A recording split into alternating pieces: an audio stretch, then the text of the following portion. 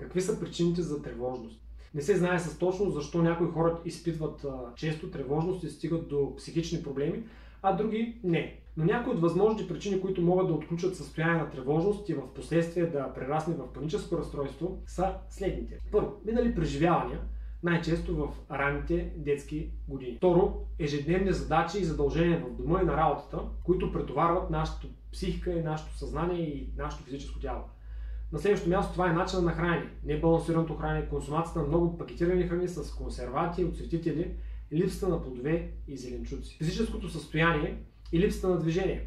Начинът на мислене, свързан с психиката на конкретния индивид. Постоянната употреба на лекарства и медикаменти. Генетично предразположение. Ако се притеснявате повече от другите, това може да е част от вашата личност, вашия характер и така да сте родени. Просто го приемете. Понякога може да не знаете защо се притеснявате за всички тези неща и това може да се случи без очевидна причина.